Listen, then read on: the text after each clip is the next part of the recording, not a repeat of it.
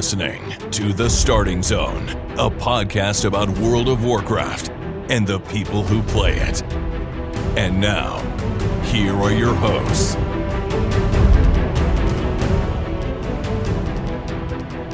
Well, hello and welcome to The Starting Zone, the podcast about World of Warcraft and the people who play it.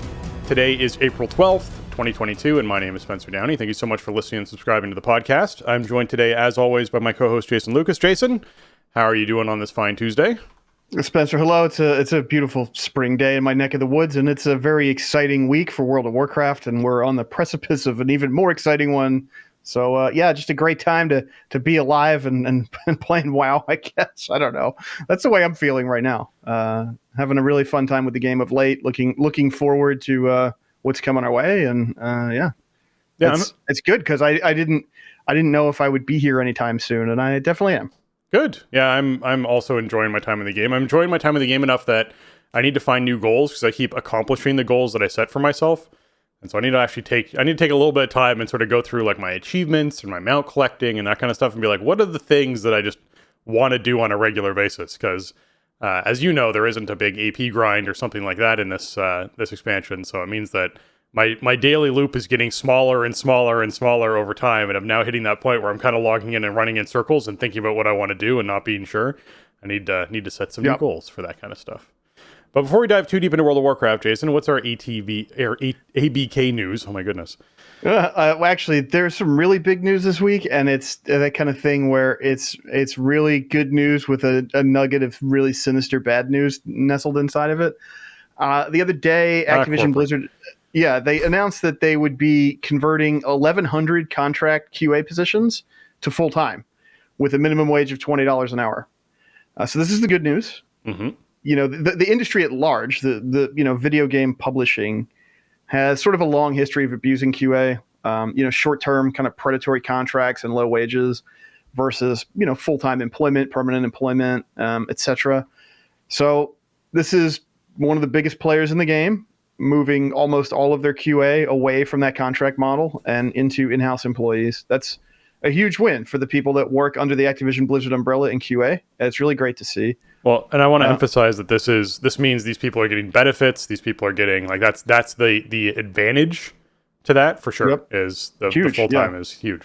Yeah, they get full status as employees, right? And some, at least some expectation that they're not on this contract clock where they're going to be needing to re-up and renegotiate or find some other work or potentially relocate in, a set fixed amount of time. So that's also great. $20 an hour is a little low for where most of these studios are located in terms of cost of living. But, I mean, this is the new floor. Imagine what, the newest employees in the door, the lowest people on the pay scale we're making to begin with. It's still better, even if it's maybe not good enough. That's the really good news, and it is great news. It's part of the thing that when everything started imploding over the summer last year, it was one of the things that came to light, one of the things that really had a spotlight shown on it, and it was part of the thing that I think mobilized a lot of the people at the studios to start demanding changes and demanding, more equitable treatment for the people that work there. So this is a huge win for that movement, but it does not include Raven QA, who, that's a studio where the QA voted to form a union. The vote passed. Raven and Activision Blizzard refused to voluntarily recognize the union. It is now tied up in NLRB litigation. Basically Activision Blizzard is claiming that the National Labor Relations Act prevents them from including the, potentially unionized Raven QA employees under this deal because they can't, they can't make any changes to their status, at the moment as a result of these proceedings, which it's just union busting. They're trying to make an example out of these people. See, the company will take better care of you than a union can, even though the union is the employees themselves. Yeah. So that's unfortunate. I mean, I don't think it changes the tenor of what Raven QA and the Game Workers Alliance are trying to do, what they're trying to build, and kind of the momentum that they're trying to carry forward in the industry. And hopefully it's just an example that I think the lesson here is that the employees, having a unified voice, demanding better conditions, demanding more equity was what did this for these QA positions to begin with. And the lesson is not to say thank you and go back to what you were doing. The lesson is to keep going forward, more solidarity and more just more pressure on management to actually provide equity for the employees there. That's the lesson, I think. So, great news for people in QA who are not under the Raven banner. These are big changes. This is Activision and Blizzard have been around for a long time as separate entities before the Activision Blizzard holding company was formed. This is like industry standard practice with the rotating contract QA. These are, long running 30+-year-old companies. So this is a potential sea change. I think you'll see a lot of other studios start to follow suit, because if Activision and Blizzard studios are doing it, then that sort of sets a tone for the industry. So it's a really great change to see, and it's because the people that work there made it happen. Yeah, nothing would change without people fighting for the change. So good to see. And I agree that the minimum wage of $20 an hour inside California is probably not the best. No, that's not even getting you a one-bedroom apartment comfortably. Anywhere near where their facilities are, yeah. So you're probably traveling quite far every day to and from work to be able to actually live on that wage. Hopefully that gets adjusted at some point too. But it is good to see these sorts of changes coming in. So yeah, it's a little small celebration along with let's keep this momentum going and change going. Yep. How many times have we said that over the last few months? This is a big win. This is great, but let's see what's next. Exactly. And the momentum continues. So I love to see it. Yeah. All right. Jumping into World of Warcraft this past week, we flubbed a whole bunch in Raid this past week. And to say that, it was simply because we had a really great re-clear. We had, again, Tuesday, killed everything that we had on farm, got back up to Halandris, and then proceeded to not be able to kill Halandris for 3 nights, which was just crap. We got a lot of progression on Thursday, and then weren't able to get back to that on Monday. And it was just unfortunate, man. It's one of those fights where design-wise, I think Blizzard could have done better with how unforgiving some of the mechanics are. I think a design change around the bombs, so that if a bomb goes off, the first bomb that goes off does, let's say, 35k to the whole raid, each individual, and leaves a debuff on them for the last 3 minutes that makes you take 500% increased damage from the next bomb that goes off. Would be a much better system than the bomb going off and just one-shotting everyone every time. It's very, very unforgiving, because it just means that the moment one mistake is made on this fight, it's pretty much a wipe. Like your battle reses aren't really going to get a lot of use.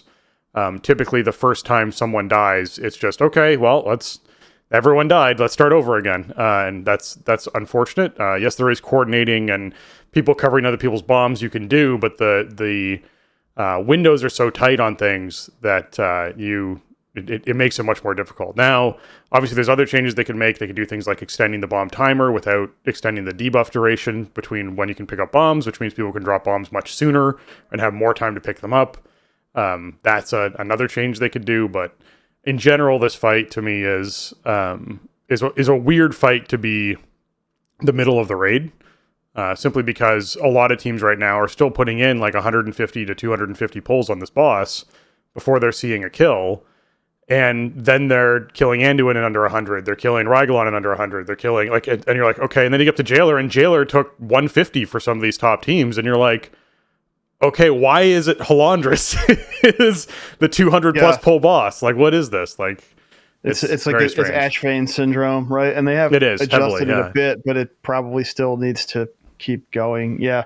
It's kind of a weirdly structured raid, because you have this big ramp and then a little drop off and then another ramp at the end. And they've kind of shied away from that in recent years, and they've been like really deliberately not doing that. But Halandris definitely feels like an outlier. It's just an outlier. And to me, what's interesting is, right, the fight itself is, if everyone does what they're supposed to do mechanically, you'll probably have the damage you need to get through it and the healing you need to get through it.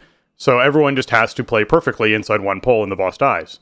The issue is there's no forgiveness in anything. So this boss could fall over for some teams in like 40 pulls if people just did their bombs right and, did reasonable damage and made their, dodge the planet crackers and dodge the beams from the tanks, then you'd be fine. But the issue that comes up is having 20 people do that successfully is a complicated thing, apparently, because a lot of teams struggle with that. Yep. So even at the highest of the highest players. Those are always the kind of fights that are hardest to progress because you're not, even if somebody has an early death in a fight where that's not like a showstopper, then you still have the rest of the team like kind of learning the dance and you're getting a little something out of every pull. But when you have to call a hard wipe very early on a fight like that, it's so disruptive. You waste a lot of time. There's a lot of pulls where you just really got nothing out of it. And that's what's frustrating, I think. Yeah, well, and that's where we're at, right? Any pull right now for us that happens in phase 1 or phase 2 is wasted. We know exactly what we're doing in phase 1, phase 2. We know what we're doing in phase 3 even, but it's the case of getting consistently to phase 3. But basically where we're at now is we get consistently to the very end of phase 2, and typically something goes wrong around either the transition into phase 3 or right at the end of phase 2, and then you start over again. And you just do that over and over and over again, and it's like, okay, at some point, we're going to have that pull where someone doesn't screw something up or stand in something they shouldn't or whatever it is, and we're going to kill the boss. And it's just an awkward thing to me of designing a fight around that and it being having so many mechanics that are unforgiving. If you don't move out of a missile, you die. If you don't move, if you don't do your bombs properly as far as picking them up and dropping them off, or you run over top of someone else's when they dropped it and you have the debuff, you wipe. If the tank points the beam wrong and doesn't hit the prisms, you wipe. If you're like, okay, guys, at a certain point, like how many wipe mechanics are on this fight? Let's actually look at that and tune something around this because there's just zero forgiveness. So personally, as a healer, I love this fight. I think it's great. I think it's a fight that is really fun to do. Like I really enjoy doing it. It's just awkward when you feel like yourself and 18 other people could play absolutely perfectly. And at this point, when you're 150 plus pulls into this boss, it is routine. Like it's a totally scripted fight. It's full on routine. You know exactly what you're doing. You're playing perfectly, and one person has one loss of concentration or really bad overlap with something, or something goes wrong, whatever it is, and it's a wipe. And you're like, okay, like we're playing perfectly, and we just need that 100% of us, right? We can't have 90% of us. You need 100% of us actually playing well. So yeah, it's a little irritating. Anyways, that's my Halandris rant at the top of the show. So I apologize, but I need to get that in because it was just like, guys, like when you're designing these bosses, you have to like put in some sort of level of forgiveness on this boss because I think it's if this was the penultimate boss, I'd be fine with this. If this was Stone Legion Generals, like that was a fight that, yes, people wiped on constantly and took a lot of practice and had to actually nail down. There was a lot of bugs with it, a lot of stuff like that. That was fine. That's a penultimate boss. That's fine. This is like boss 7 or whatever, 6. This is like boss 6. It's like 6 or 7 out of 11. And then you There's go a lot after that. Yeah, and then you go and you kill Anduin, and you kill him in half, if not fewer pulls, and you kill like the other bosses in substantially fewer. It just doesn't make sense. It's just weird. I sort of wonder the road bump here. At one point in time, like the roadmap was like, okay, Anduin's going to be the end boss of a raid. Yeah, and then we're going to have another raid that Jailer is the end boss. Right. And yeah, and that would kind of make sense. You could almost see the story kind of working that way and separate all that stuff out into different instances. And so you have these boss designs, and they sort of ramp up to this kind of conclusion. I don't know. I mean, we're actually working on Heroic Halandris right now, so it's kind of funny. Our progression is sort of mirrored on Heroic. Yeah. We squeezed in a little bit. Like we had about maybe 20 minutes, half hour to work on it at the end of Sunday, and we got to phase 3, I think, once. Obviously a lot of early deaths, people getting used to the increased hecticness. And yeah, it's the kind of thing where you lose a couple people early and you can't break the shield, so then you really can't survive and stuff like that. It just makes it hard for people for the full group to see what they need to pay attention to, and it's definitely a bit more daunting even on Heroic than the preceding bosses. So, I mean, we didn't see any real tuning changes to anything this week, so I think we're probably locked in here for a bit. I think they're probably happy with where they landed at the moment because we were seeing them like fast and furious there for the first month or so. and no like actual tuning changes this week. So I wonder if that means we're going to be at status quo for a while. What's interesting to me about, and I guess you cued my mind to talk about another thing with Lilandris, is it's not a fight where gear suddenly like makes the fight substantially easier. We're at the point where we're able to skip the second reclaim in Mythic. We can DPS hard enough that we actually skip the second reclaim and are able to push into that intermission phase. What wipes us is someone getting clipped by a Planet Cracker or someone, which is dumb. That shouldn't happen. It's a circle that moves slowly. You should be able to dodge. But it's also like someone messing up their bomb or dropping too late or going in intermission and getting too far back. They didn't pre-move early enough. Stuff like that. That's what's wiping us. So it's weird that it's like it's not a boss where gear is going to just make this boss so easy, right? If you could skip both reclaims but have someone mess up a bomb and that still wipes your raid. So it's one of those like kind of moments. Anyways, yeah, there's always got to be a fight or two like that in a big raid, right? Like it's inevitable. Yeah. Okay. Moving on from that into positive stuff. I hit 3K IO this week. I managed to knock out the 20s and 21s I needed to get up over 3K. I did it on my 8th key of the week, which meant that I was literally lined up with the box perfectly, so I didn't have to run any more keys this week. And so that meant I could go out and triumphantly buy my 278 all conduit item and upgrade all my conduits, which felt fantastic to be able to do. And then I have a question about the 278 conduits. Yeah. Do they drop from end of dungeon, or the only way to get them is to have done all the 20s and then buy the item? They do not drop from end of dungeon. They drop off mythic raid bosses. So there's mythic raid bosses that drop 278s. The only other way to get them is with the item that increases all of them. Sure. So I wasn't sure if they continued to drop above 15 because they drop at 265 on plus 15s. Yeah. So okay. No. When you do a 20, you can do a 21 key and get 265 conduits. That's what you do. Right. Yeah, that's their cap at M+. So yeah, they really made it as if you want to get 278s, the best way to get them is either killing Mythic Jailer, doing the 3K IO where you get your rating over 3,000, or getting 2,400 inside PvP. If you do one of those three things, you can go buy this item that'll upgrade all of them to 278. Honestly, some people will groan when I say this, but I think plus 20s is the path of least resistance to that. It is 100%. And this season, I mean, I think like even if people are not hitting those big power spikes yet, like you're going to see it once you have your legendaries optimized. Once you have 4-piece, like trash in dungeons is going to disappear, whether it's Fort Week or not, and that's really going to change the whole complexion of what you're doing in there. A lot of Mythic Plus this season that I found is really knowing your routes as far as what you're pulling when and where to use woe skips, where to pull 2 or 3 packs at the same time and use heroism on trash, that's what I'm noticing is the biggest thing. Outside of that, it's obviously knowing how to push your buttons. I mean, being inside a run and having 2 hunters who are both identical in their spec and very similar in their gearing, but one does 3,000 or 4,000 more DPS overall for the dungeon than the other one. It's just like, okay, this one knew more about how they should be pushing their buttons than that one knew. Unless that one had like a weird fluke death kind of situation during a mass AoE pull. That's really the only other thing that's going to affect something like that. So yeah, that's what comes out. 20s to me are now getting to be the point where I'm like, okay, this is less daunting, right? I've now run enough of them. I've completed more than 17 20s in time. So like I'm at the point where I'm like, okay, I can do 20s and I know what to do inside 20s. I can heal 20s and I know what to heal inside 20s. And that feels good to be able to do that. But yeah, so that's 278 conduits out of the way. The other thing I hit this week was Exalted with Enlightened. That was a big, very happy moment.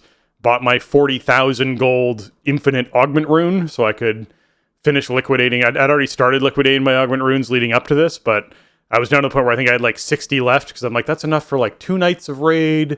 And so we'll see based off of how much, rep I'm earning that I should be able to get this by then, but I just want to be sure. And so, yeah, I was just sort of liquidating those last few augment runes. They're only going for like 114 or something a piece now. So it is nice to get, 5,000 or 6,000 gold out of it, but it's not like, they were back when they were 400 or 500 gold a piece. Early on. No, but there, I also hit Exalted this week. Thank you, Darkmoon Faire, most specifically, I guess, and thank you, Contracts. Yeah, Contracts being big. I've already made, I don't know, 5K, 7K back from selling augment runes of the 40K I spent. And now every single one I get is just going straight up. So my little server, the economy is not very healthy, but people do buy those things. And a lot of people are not going to have any interest in doing the Zereth Mortis Exalted grind, and they're not going to hit it accidentally. So I think there'll be a pretty decent market for them going forward. I was having the conversation with a friend of mine who also hit Exalted at the same time, and it was like, he was like, is this really worth 40K gold? I get these all the time. It's not like I'm hurting for them. And I'm like, dude, it's worth it just for the bag space. Like, you'll sell them all through eventually. Yeah. And you'll have it for the rest of the expansion, and other people will not have it. So plus, it's nice to just like use a rune for literally everything and never even think about it. Doing world quests or whatever. Yeah. The other big thing there is just remembering that we're going to have a whole other season of content that comes out. They're not going to make a new augment rune for that. It's going to be this augment rune. So right, your augment rune is not going to be bad in a few months, probably. Yeah. I mean, I guess it's not an impossibilty, but I can't see them doing that. I can't see them doing it. So yeah, that's the other factor for me is I'm going to get like a year out of this augment rune. So might as well pick it up like now. That. I think it's easily worth the 40K just for peace of mind, and they don't have stacks of augment runes that you're managing. Well, and that now it means all the missions that I do for augment runes, if I still want to do them, I just liquidate into the auction house as yet another thing I liquidate into the auction house to try and make gold. So yeah. But I've definitely felt, after I hit that 3K IO, I definitely felt the drop off in my mission. I was on a serious mission. Like I noticed that I was like, okay, this is my goal. This is my objective. I'm pugging 20s. I'm doing whatever I can to try and get this 3K IO rating done. And so I accomplished it. And there was very much that like, yes, it's done. And then it was like, I don't know what I want to do now. Yeah, now what? Right, yeah. I mean, that's a big mountain. I mean, I hit that with 20s because I wanted the portal so bad in season 2. And then it was like, I'm doing 1 Mythic Plus a week just to maintain my key. Right. Yeah, I'm thinking that could be PvP that I shift that into. As I said, I did a lot of RBGs early on. Those have sort of died off a bit. The groups and people I was running with have sort of taken a break or stepped back from doing RBGs because it's just, I guess for them, it was a little infuriating to try and get everyone together regularly, which is fine. Which means I've done a lot more 2s and 3s. And so I'm up around the 1800 rating mark for 3s at the moment with a group, and we're doing reasonably regular play. And I think we'll be able to climb that pretty high based off of how we're playing. We're very suboptimal at the moment. We're doing Mistweaver Monk, who's terrible inside arenas, with a Ret Paladin and then me as Boomkin. And so me and the Ret Paladin just destroy people and like absolutely blow them up with the burst damage that we have between the two of us. All of our CCs line up really well because you can do things like have the monk paralyze the healer, and then I root beam the healer, and then we go into leg sweep on the healer, and then I clone the healer, and then it's like literally you can lock someone down for a huge amount of time. And if they trinket any of those, the next one just comes in for the next round of CC, which is really nice to be able to do. But burst is certainly a fun thing to be playing because the matches are very fast. What we run up against that absolutely dominates and destroys us is anything with Frost Mage Warlock, because Frost Mage Warlock basically is, like, in my opinion, a god tier comp at the moment. Frost Mage can do so much burst damage so quickly within their cooldowns, and Warlock is in the exact same situation, and they can do them from 30 plus yards away from you, and everything the Frost Mage does massively snares you. It's pretty crazy to watch the damage come rolling in when that happens. Like, you literally, the strat for us against them is get them to pop their cooldowns and then just hide for the entire duration of their cooldowns. Right. Like, you just, like, and that mage will be, double blinking around corners to keep hitting you, and like, they try and set up on both sides of the pillar, so no matter what, one of them's hitting you, and it really is a tricky thing. But if you can just live through that, 45 seconds or so of burn that's going to be taking place, then you can go and you can actually feel safe for about a minute before stuff starts rolling back up again for them. So yeah, it's an interesting experience, but I've been really enjoying the arena stuff and getting into that. So bringing a bit more PvP into TSZ when I'm when I'm going to be doing this over the next few weeks, and we'll see where I get up to. I've been to 2400 before in 2s. If those of you were listening during BFA, because I had to get all of my essences, I wanted to get that achievement for having all the essences in rank 4. So in order to get that, I had to get 2400, which meant I have done that before. I was Resto Druid when I was doing that, but it's fun playing the Boomy, and we'll see how that PvP stuff goes. Nice. All right. So along with that, I'm still 9-boxing my vault, and we had a couple people ask about vault stuff, so I'm going to try and include it for a few episodes here with what's going on with vault decisions and how the vault's going. I had 1 mythic slot with 2 heroic slots. I had obviously the 8 mythic plus, and I had challenger 2 because I didn't actually get to 1800. We got close to 1800, so I had challenger 2 in all my PvP slots. My mythic slot for raid was a set of bracers. It's the bracers that come off of Skolex, second boss. So not super attractive because we've been killing that boss for a while now, and the chance of me getting those bracers is pretty high. So nothing there that I wanted to grab really.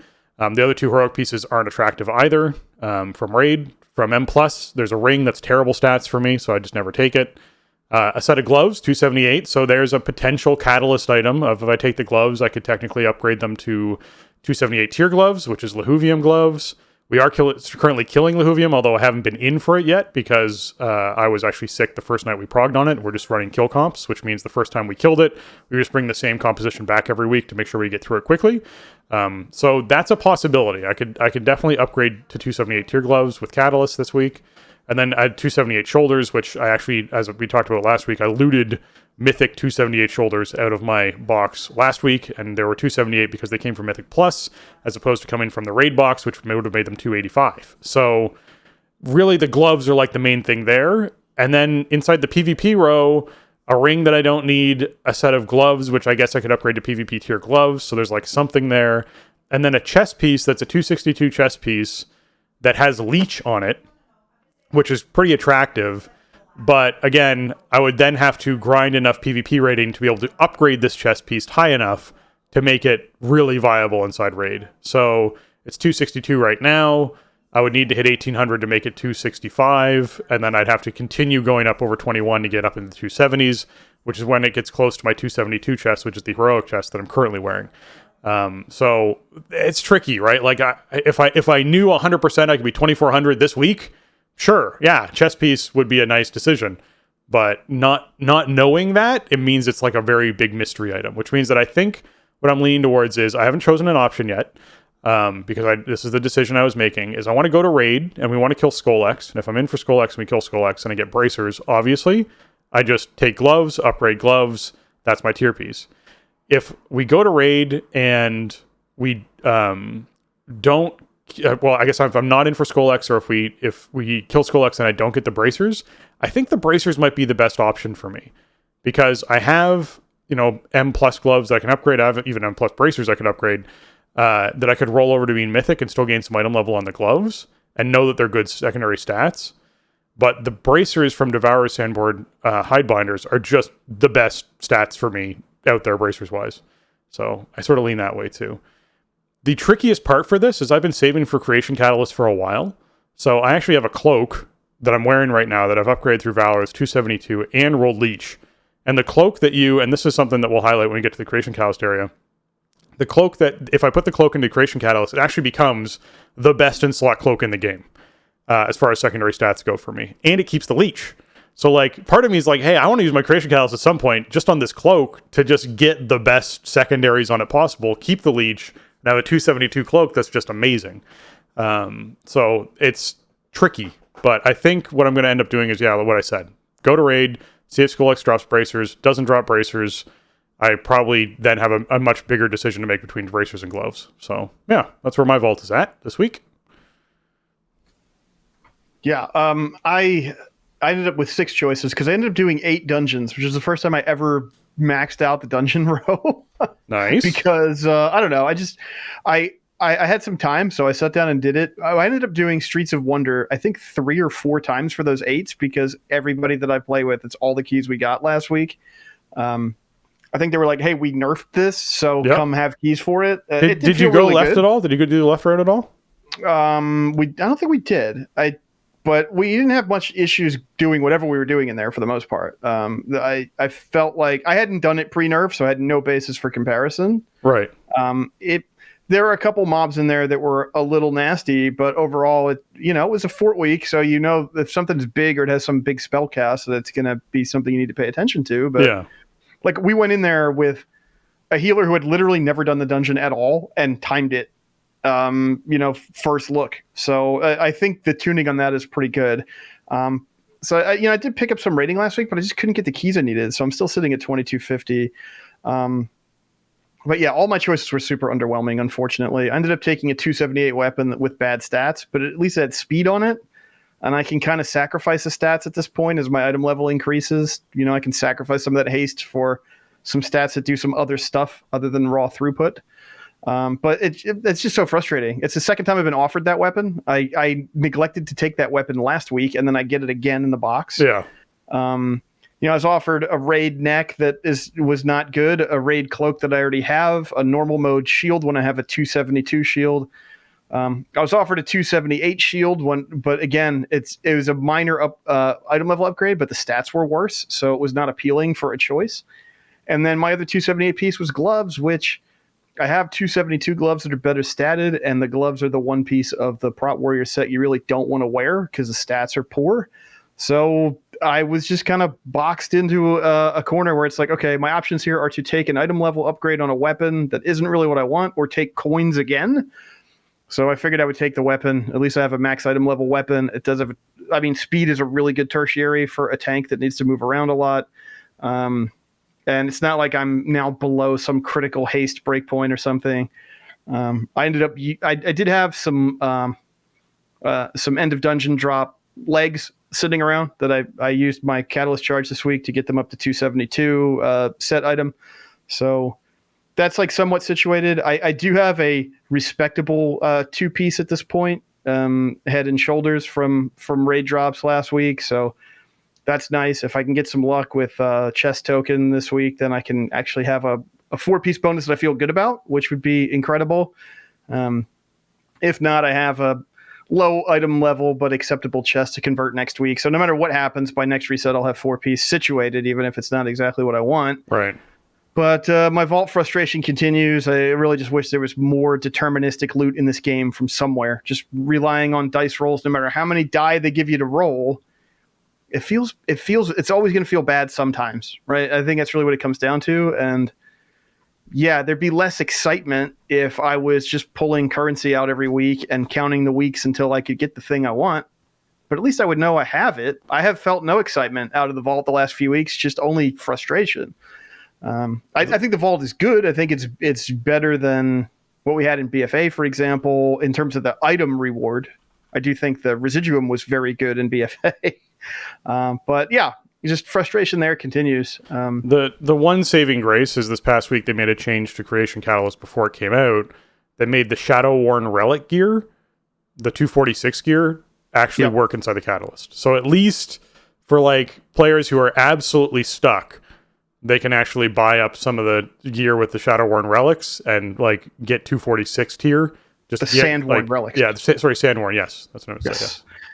Yeah, I mean that's not bad. If you're just doing primarily outdoor content, you can get that currency. You could get 246 item level items, and that's like really not a bad little tier set you could put together for yourself with that. So yeah, I think that's going to be an option for me on the alts that I have going. Yeah.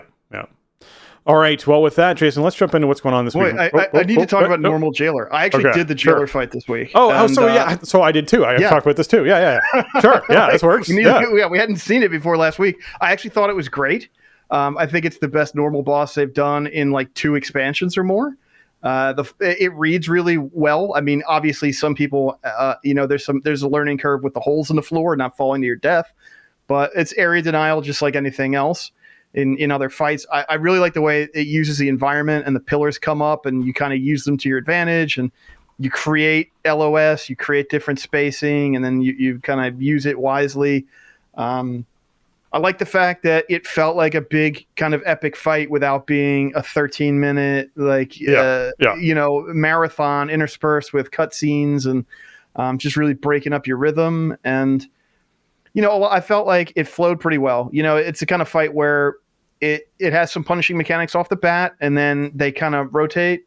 So it also incorporates a lot of stuff that earlier fights in the raid teach you how to handle or expect, and then it sort of mixes it up as the fight progresses. It's not like, okay, phase 1 this happens, phase 2 then there's an intermission, and then phase 2 happens, and then the boss has a totally different set of abilities, and then there's another intermission, and then a phase 3, and the boss has another totally different set of abilities. I think this is going to prove to be a great final boss for normal teams or teams that kind of walk the line between normal and heroic. So, they might be looking for weapons and stuff from the jailer fight, and they want to carry that into heroic. I think the fight is just more accessible, reads better, and it feels way more interactive than Sylvanas, than Denathrius, N'Zoth, Queen Ashara. I mean, I would even argue Jaina to a degree. I didn't really love the Jaina fight. Cahoon was okay, especially on normal mode, although it was a pain for your raid leader. But I think other than that, like, Cahoon was a pretty decent final boss. I think you got to go back at least that far to where I feel like, okay, that boss was about on the level as the jailer fight. Like, I think they just pulled it off really well for what it is. It was a pleasant surprise because I was like, is this even really going to be worth a look? And, we killed it in like 2 pulls or something. It's like we spent a significant amount of time looking at it. So yeah, I think it came off really well, and it was a good time. I think it's in a good spot for teams this tier. Yeah, I also basically, we decided that this week we should probably kill the boss because next week we talk about the boss. So it's probably good that we actually get that under our belt. And I do think, like, having done it now, I think there's a lot of value in just seeing what the room looks like and everybody having a sense of space in there. Yeah, so I pugged a heroic jailer kill, and we killed it in 4 pulls, which was nuts. Nice. And there was like 24 of us. I think we were running 6 healers because there is a healing absorb mechanic in there on heroic that you have to pay attention to. And it went super smooth. I was very surprised. There was a lot of the person running the group, because we all sort of got in Discord together, yelling, everyone stack up, okay, everyone spread out, okay, everyone line of sight, okay, everyone spread out, okay, everyone stack up, okay, everyone spread out. Like, that's there's a lot of directing traffic. So we just sort of followed the direction, and as provided no one ran into a hole or did their bomb messed up or got mind controlled during the phases where that happens, where you're supposed to line of sight. It went really smooth. I got the trinket off of him, which I don't think I'll ever use, because it's one of those kiss curse items that I feel like loses value very quickly, where basically the first time you use it, you gain a particular benefit, but you also gain a certain negative, and then every time you use it, you gain another benefit, but you also get another negative. And some of the negatives are like substantially reduced movement speed and things like that, which just seem really awful to try and deal with. Right. I don't think I'll use it. Might be good if you're doing like trivial content and just kind of messing around. Yeah. Yeah. Anyways, I have to play around with it a lot more. It was one of those things where I got it and I sort of look at it, and you look at it and you're like, it's sort of like the quantum device where you're like, I don't really know what this does. Right. You're like, okay, you gave me an item and I don't really, and you sort of go on Wowhead and you dig through it and you're like, I think this does. So you start seeing the tables that exist of what it could potentially do and how it works, and understand why some people are like, yeah, that's not something you're really going to use because of these negative effects that happen with it. So yeah, it overall though, the fight was cool. It was fun. I'm glad it got done. The mount from the AOTC is really cool. I definitely dig the little like 4-leg Halandris mount that you get. Mm-hmm. Its flying position, Brood War, yeah. Dude, its flying position is awesome. If you haven't seen that thing fly around, it's very cool. It does barrel rolls as you fly around on it every now and then. It's pretty neat. So yeah, definitely an AOTC mount that I can see people doing a lot of like friendship runs to try and get everyone their AOTC mount. Because it's and it's I think a cool one. I think it's a good fight for it, man. I think the fight for me that I'm kind of foreseeing that is going to be the big headache every week as we do months and months of reclears is just going to be Lords of Dread, and that's just because certain people will not like grasp the mechanic and will not use their microphone in a timely fashion.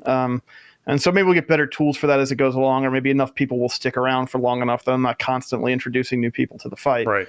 But I feel like that's a pretty good average, one boss with an annoying kind of mechanic like that out of 11. I mean, obviously we haven't gotten through heroic yet, but I think we're set up pretty well for heroic prog. I mean, we did kill heroic Lahuvim this week, server first, so we're up to 6 of 11 heroic, which really isn't bad for us considering how slow the initial ramp was and how big and weird this tier is. So yeah, I'm feeling good about it. I think this is going to be just a fun raid to kind of hang out in, and maybe take multiple tunes through and stuff as time goes on. We got nothing but time with this season, and it'll be around next season. But I think it's strong, man. My initial impressions were a little off, but I think also the raid released in not a great state, which is why they fixed it so much. I think the core of the encounters are strong. The core fantasy is strong. And I think they've brought stuff. I mean, they've certainly brought normal into a great place. I think normal raid is fantastic, actually, the way it feels at this point. And I think they did a lot of smart things with the normal to heroic transition. Most of the fights, the normal mode fight is the fight, and heroic just makes you have to pay attention to things more, Right. The exception being Halandras. Halandras does not feel like the same fight on heroic from normal. It just sticks out like a sore thumb. Everything else is like, okay, that thing that we do on normal, like you just can't be sloppy with it and then we win, right? But Halandras is not that. But other than that, I mean, I think that's a pretty good batting average for an 11 boss raid. Yeah, it's pretty good. All right, with that, let's jump into what's going on this week in World of Warcraft.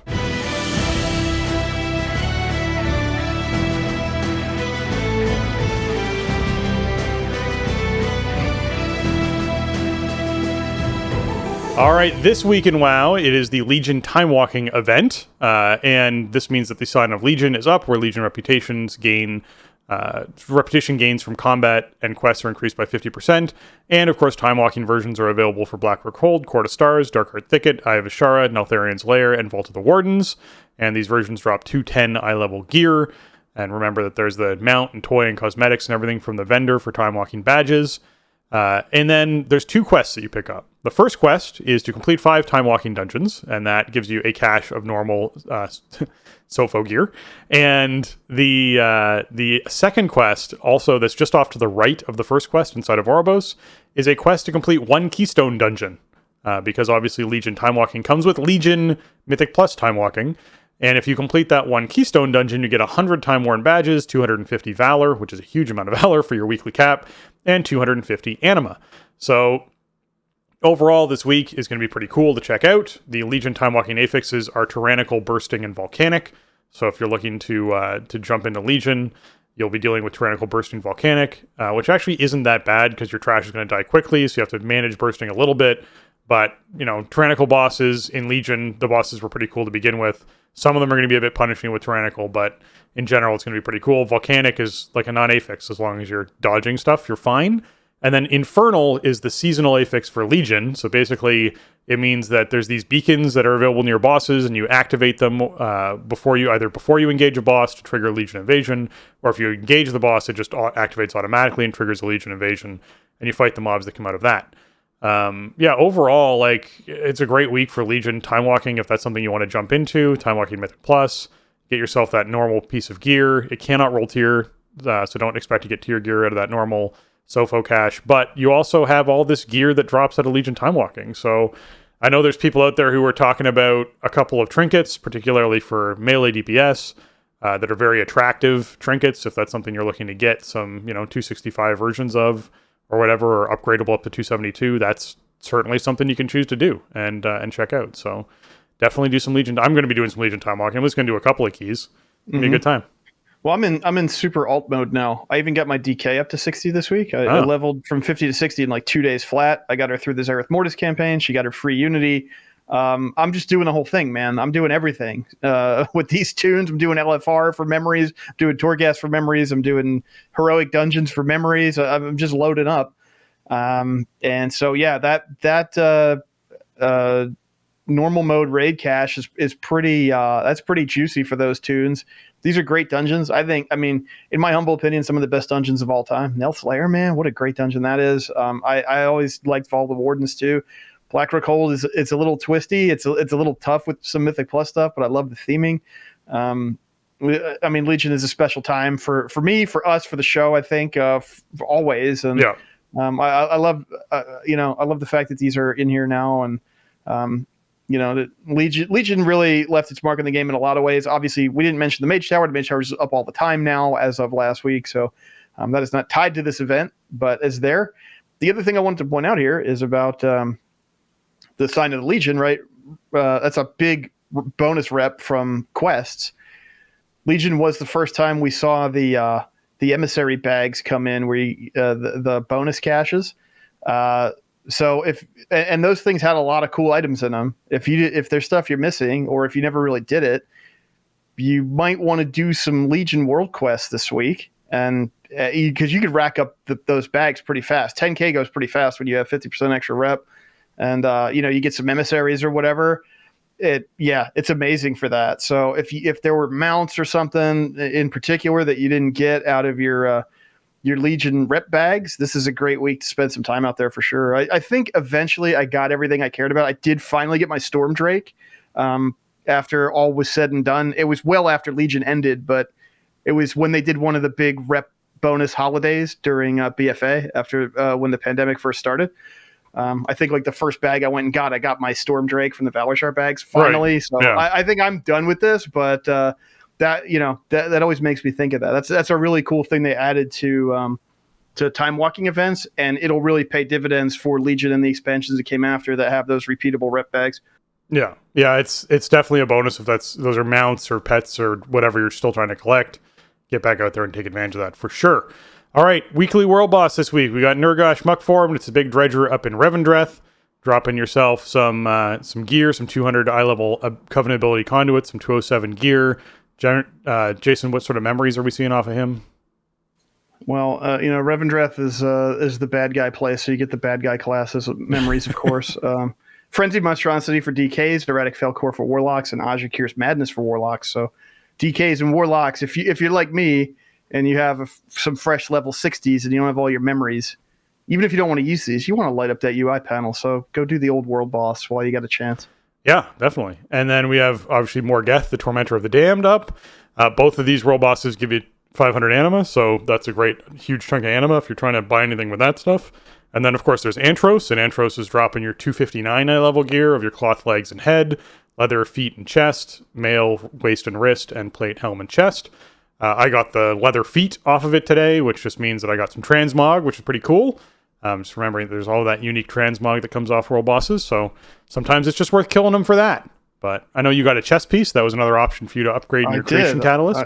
I got some loot on my main from the world boss finally. That was the first time I ever got it in the main. And last week, I think my DH and my DK got drops from the world boss. Wow. Of course, the DK, the class I like to play the least, but like the favorite child of the stable, first world boss kill, she gets a helm drop off the world boss at 259. But that stuff is really nice. You get a tune out there, you get them to like 226 or whatever with the anima gear. If you luck out with a 259 drop, that feels pretty good over what you're strolling in there with. Yeah, definitely. And then, of course, the checklist for this week, you got Patterns Within Patterns. That's the weekly Zereth Mortis quest you want to pick up before you do anything out there. Just to be sure that you're, obviously getting 20% from the world boss when you kill Antros out there. You're getting stuff towards all the quests that you complete, the caches you open, the rares you kill, all the words Patterns Within Patterns. And then, of course, there's A New Deal quest, which now, if you've been doing this every week, obviously last week you'd already gotten all the trinkets, which means you just got the Valor as reward, the Honor as reward, which, by the way, is insane. You get 3,000 Honor for doing this quest. 3,000 Honor. That's a lot. That seems like a lot. It's a lot of Honor. It caps at 15K, all right? You get a fifth of your Honor towards the total cap for just doing the A New Deal weekly quest, which... The A New Deal weekly quest you can do in about 25 minutes. That's about how long it takes, which, by the way, is about how long a random battle round takes. And you're going to get, versus getting that like 500 or 600 honor, you're going to get 3,000 out of doing this quest. So this is how the quest works. You turn on war mode, you pick up this quest inside Oribos, you go into Zereth Mortis, and you kill rares and open chests and do daily quests. So what I have been doing is either Monday night before I log out, I go to, Stormwind or Orgrimmar and turn on war mode, and then just play out my normal routine that I do with war mode on Tuesday. Or what I did this past week is on Monday, I was like, oh, I never did that thing. Turned on war mode, flew around opening chests and killing rares, and completed this thing, like I said, in about 20-25 minutes without even doing daily quests, which also contribute towards it. It's great. It is a great quest to do. If you haven't gotten all 4 of those PvP trinkets, they are nice trinkets to have. If you have gotten all 4 of them, you have the honor option, and the honor option is huge. So definitely worth picking up. All right, Torghast, we got Skoldus Hall and Upper Reaches, if you're interested in either of those. Dungeon quests, we have Halls of Atonement and Mists of Tyrnisyth, so you pick those up inside Oribos before you go and run those dungeons. And then PvP quests are random BGs and rated BGs, so if you're going to be doing either of those this week, be sure you pick up the quest for that. The rated BGs, if you can get wins in every day, your first win of the day is worth over 1,000 honor, rated honor, which is huge. So this quest is for 1,500, which is basically like a win and a loss, if that's the case. Or you just win one day and then you go and queue up again later in the week and you win another day. Rated BGs are a crazy fast way to cap out for the week because literally, like, you'll do it in like 6 or 7 rated BGs. You'll actually have a 3 box, which is kind of insane. So yeah, it's worthwhile doing. Mythic Plus, we have Tyrannical, Sanguine, and Storming, meaning bosses have increased health and do inflict damage. And they do inflict damage. No, they do increase damage. They do also inflict damage, if you were curious. Damage is a feature that most bosses have. It is. It tends to be. Some bosses require healing, and that's different. And the ads are the things that do damage. But this some time of them, around, yes, yeah. But many bosses inflict damage on the party. In fact, it's true. Sanguine, where when slain, non-boss enemies leave behind a lingering pool of ichor that heals their allies and damages players. And Storming, where while in combat, enemies periodically summon whirlwinds that spin around the boss and knock players up in the air, disrupting players. And then, of course, we have Encrypted going on with the Woe, and Vi relics so that you can kill off and gain buffs from those. You pretty much just kill every single time unless your route depicts using a Woe, and you pretty much never pick Vi ever. Vi is like the, hey, I'm not interested in succeeding in this key, let's kill Vi. That's or pretty much I've how it already works. failed this key and I want to carry a buff into the boss pull. Yeah, That's the only thing I use Vi for. It's like if my timer's already dead, all right, let's grab a Vi off the patch up guy, and then we'll get a little bit of haste going into starting the boss fight. We'll kill the that the boss spawned. Just double up kind of. I get that. I still am starting to lean towards just doing into because you can go because your cooldowns probably aren't off cooldown when you first kill that then they come off cooldown, you blow them all, and then you kill the second and they come off cooldown again, and you blow them all again. Is still I still really debate whether or not it's a good, and the biggest thing about for me is also the heal. The fact that when you kill that relic, everyone just gets topped off health wise is nuts. You're doing something like if you carry an buff into one of those the ragers inside of DOS, inside of the other side, and he does this big raging where the mass respawning and AoE damage is happening, the buff just literally heals through that entire thing. You don't have to worry about any of it.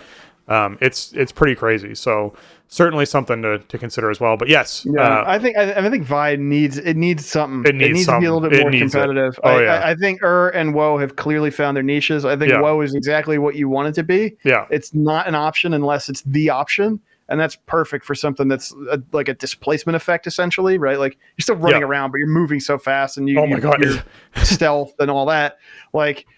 It's a displacement. It's basically the same thing as a teleport, even though you have to move your character. Is obviously super powerful, especially for longer combats and stuff.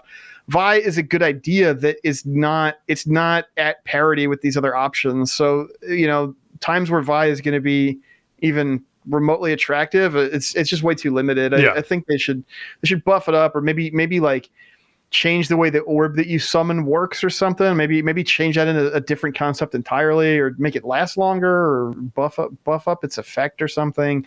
Make it more of like a nuke type of option where like the orb of energy that you summon like deals more damage more rapidly to hostile targets or so. I don't know. It's weird because maybe that's the whole point, is that it is niche and it's not very powerful, so it's almost like a trap. And that's part of the game, is you learn to avoid the trap, and you learn to not kill Vi or not accidentally kill Vi or whatever. It could be intentional that it's weaker just on its face than the other options, but it certainly is. So yeah, it needs something different. I would almost be okay with them just going, we're going to completely rework Vi into being a different buff. Like it does something completely different. Yeah. That's interesting. The Woe relic you mentioned makes you move fast. It trips me up every time. We kill Woe and suddenly you go it is so much speed. Like you go so fast when Woe's up. So it feels like it's a boat festival week out there. Yeah. It's pretty nuts to be doing a boss fight and get a Woe relic partway through, and suddenly just be like, now I'm zipping, like I'm moving now. The amount of times people almost ran off an edge was hilarious. Yeah. if you have stuff you have to kite, man, it's incredible. You know, if you getting this, I think last week I was doing it the other side, and on the first pull, somebody goofed, and we got woe off the bat, which is not really what you want on that huge pull. But it ended up being great because I could easily kite that giant pack of mobs around indefinitely. They could never catch up to me at all. So, you know, sometimes there's happy accidents with woe. And that's what I was going to say. Woe is one of those ones that's a happy accident. Like you want but if you happen to get woe, you're not mad about getting woe. You're like, right, it's woe. We take less damage. We run fast. This is fine, right? Whereas like you get Vi by accident, you're like, okay, well, I mean, it's haste, but like this isn't as good as having So yeah, they need to do something with that. But overall, as far as these affixes go, like this is a great tyrannical week. Yes, Sanguine's an issue you have to pay attention to, but it's not really something you have to pay attention to on very many bosses, which means it's just a trash thing. So that's nice. Tanks have to pull things out of Sanguine and knock things out of Sanguine, interrupt mobs so they move out of Sanguine.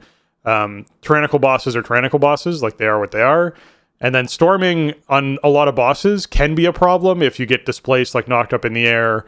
When there's something you have to move to or dodge, that is dangerous, and you have to pay attention to it. But as far as an affix goes, storming is probably one of the easier things to deal with. So the only time it becomes a big issue is when you're inside a really tight, confined space.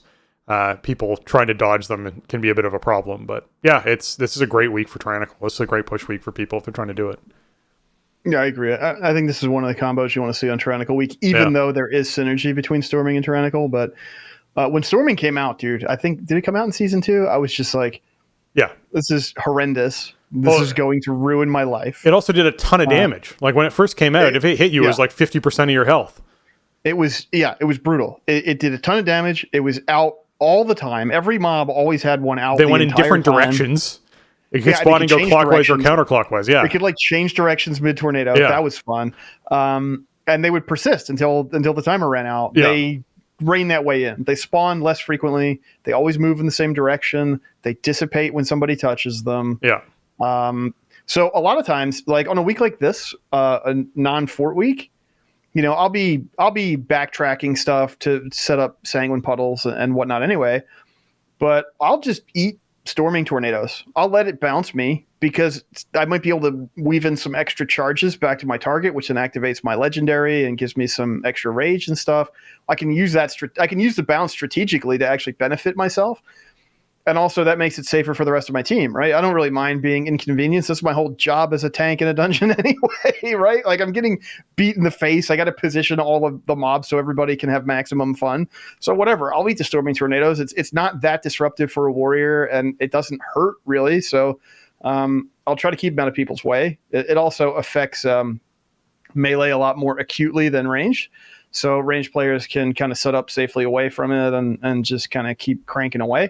Trash is going to die really fast. I mean, with Catalyst going live this week, you're going to see a lot of people with shiny new bonuses, and there are probably still people rounding out double, max item level legendaries and stuff. So, a non-fort trash is really going to die fast. And it's a week where most of the team can really just focus on killing stuff. The tank has some positioning concerns, but that's your job. I mean, one of the most important skills to have as a tank is to be able to handle proper positioning and react to when positioning needs to change. And that's something you have to master if you want to tank, high level dungeon and raid play. Even at like relatively low keystone ranks, I would still consider it to be a high level tanking skill. So yeah, I think this is the kind of week you want to see. As always, a disclaimer on Tyrannical week that can present just a hard wall for your team where you end up at a rank where there is a boss you cannot mathematically kill. That stinks. But I think at this point, with the amount of stuff available to us, that's going to be a bit high rank before you really have a danger of running into that if you're doing appropriately difficult stuff. And yeah, I mean, like, let's see, Sanguine Depths could get a little hairy with storming if you get some bad tornadoes when you need to stack in the bubble. Well, or during the entire gauntlet that you have to run all the way down. Yeah, that thing. Mm-hmm. Yeah, there's definitely some encounters. I feel like they've done a pretty good job with it in Shadowlands Dungeons. I think the Shadowlands Dungeon pool is really strong. The more, as we've really got to know them over the last year and a half, most of the boss fights, I think the Storming Tyrannical combo is not going to be hugely problematic, but there is a potential on some fights, some of these bosses, where storming means that you cannot position yourself the way that you need to in order to survive. So just got to keep an eye for that. Try to plan ahead. Just make sure that you're keeping your eyes open for where tornadoes are and reacting appropriately. And should be a good week to pick up some tyrannical points. Yeah. As far as PvP goes, the PvP brawl for the week is Gravity Lapse, which is Netherstorm with some different rules going on in it. So be sure that basically every 1 minute, gravity turns off, you get thrown up into the air, and you got to deal with that. So pay attention to Gravity Lapse if that's something you want to jump into. This is actually one of the most interesting RBG maps to do, I find, is Eye of the Storm. So I enjoy doing Eye of the Storm when it comes to that. I don't think I enjoy it in Gravity Lapse. It's just not my thing. This just isn't my jam. But it's probably the most brawly of the brawls when it comes to like, hey, let's do something really wacky with this battleground. This is something that's very wacky. Yeah, this is one of the original ones in the pool, one of the first ones we saw, one of the ones that really sells the concept of like, what if Battleground X, but condition Y, right? Like that's sort of what's going on here. And yeah, it's okay. I mean, I think Eye of the Storm is okay. It's just okay. And Gravity Lapse is an okay modifier on Eye of the Storm. So it's weird because I don't feel like it really drastically changes the complexion of the match, right? It's still Eye of the Storm. It's just you get interrupted every once in a while, whereas some of the brawls really kind of change the minigame or really change the complexion of what you're doing inside. This one, even though it's like more dramatic, it weirdly, to me, it seems like it has less of an impact on the overall, match itself. Yeah. Noble Garden is coming. Basically, the 18th of April is when Noble Garden starts. It's going to run to the 25th. We don't have any news on whether or not there's anything new this year, but it is certainly something that has a bunch of cosmetics and pets associated with it, as well as some fun toys. So if you want to jump in Noble Garden, just be sure you pay attention because it's coming on the 18th. As far as the Creation Catalyst with our blue posts go, they basically put out a blog post that went through this, and then Wowhead actually also put out a How Does the Creation Catalyst Work post. So basically, the Creation Catalyst went live today. You have the ability to upgrade bracers and cloaks, belts and boots, gloves and shoulders, chest, helm, and legs. Those are the slots you can upgrade. And in those pairings that I said, they cost different amounts. So bracers and cloak is 600, Cosmic Flux, belts and boots are 800, gloves and shoulders are 1200, and chest, helm, and legs are 1500. And that's obviously just based off the statting on those pieces. So if you're ever curious, like, hey, which pieces have the best stats on them for primary stat, like the budget on them, bracers and cloaks are the smallest, and chest, helm, and legs are the highest. That's basically how this works. It's finally official. This is a really official and visual way to understand stat budget on item slots. Exactly. So this system has sort of been in the works for a while when it comes to, it's been building behind the scenes lore-wise. Now it's finally available. To get this, if you've completed all the quest chains so far inside Zereth Mortis, you just go to Zereth Mortis and there's a quest you pick up that says, hey, go touch the Creation Catalyst. And you literally fly over and you touch it and you can use it immediately. And you can fly back and turn in the quest, and the quest gives you 500 Cosmic Flux, which sort of gets you rolling on the Cosmic Flux if that's something you need. I have over 70,000 Cosmic Flux, so I don't still have more than I know what to do with. But the Creation Catalyst itself, the interface, is 2 boxes. One box is the item that you put in. So you put in your chest piece, for example, and let's say your chest piece has crit haste on it. And let's say it also has avoidance on it as a tertiary. And so you put that chest piece in there. It's not a tier chest. You just put that default Mythic Plus chest piece in. And then inside the other box, it shows you what it's going to turn into. So it'll say, hey, it's going to turn into a haste mastery with the avoidance, because your other one had avoidance on it. Tier chest, that's the same item level. And because you haven't finished upgrading this chest yet, that chest is also upgradable to the Mythic Plus cap of 272. So you can then do that use. It costs 1500 Cosmic Flux, and you would get your chest piece and you can put it on immediately. Your old chest piece is destroyed. You get the new chest piece it showed you the picture of, and that uses your charge for the week. And what I mean by uses your charge for the week is every week, this system going forward, similar to how the Valor cap works, is going to earn another charge. So if you create an alternate character 4 weeks from now and you get them to Zereth Mortis, you could literally go through the quest chain, go to the Creation Catalyst, touch it, and then get your 4 set that same day if you have enough Cosmic Flux to do it, because it will have 4 charges already built up in the system. So just keep that in mind for alts. It's a great way to just instantly get a tier set. Right now, obviously, there's only 1 charge. Now, there's nowhere on the UI interface at the moment, which I think is a problem, that demonstrates that there's only 1 charge until you've used the current charge. So if you are like, hey, I have 70,000 Cosmic Flux, I'm going to change over all of this gear into being tier gear, or in my case, there's a cloak that I have that has Leech on it, and the cloak that it turns into is my best in slot secondary stat cloak, so I really want to use it on this cloak at some point. But if I do that, that will use my charge for the week, which means when I was talking earlier about, hey, I have those gloves out of my vault that I want to turn into tier gloves, I wouldn't be able to do that if I use it on the cloak. So I have to choose between the 2 items this week. Next week, I'll earn another charge. I can use it on that. But there's no UI element before you actually use the creation catalyst that tells you there's only 1 charge. So I'm warning people. I think it's a mistake by Blizzard. I think they easily could put in some sort of UI guide thing with charges that would make that happen. But yeah.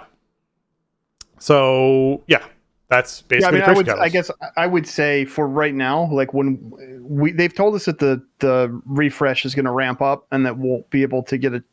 They said like the original outline of the plan was by like mid-season, you'd be able to get a charge on the catalyst like multiple times a week, like every other day, essentially is what they said it would eventually accelerate to. We don't have any details on like when that ramp up is going to be occurring. But something to keep in mind that it will accelerate. But for now, you do want to be deliberate. You want to have a plan about like how you're going to use your charge this week, because you don't want to like upgrade a piece that then is going to drop in raid, and now you have a equivalent or better item than the thing you just used your charge for the week on, when you had some other item sitting around that you could have upgraded, but now you have to wait until reset. And that's going to, it's going to happen to people, I'm sure, because the system is so restrictive at the start. But so just something to be aware of, make sure that you have the thing that is going to make the biggest impact for you, and that you're not likely to replace with a random drop before you use your charge for the week. And you should be in good shape. I used mine right away because I've had, many struggles with getting decent set items, and getting even items of the slots where the set bonuses go.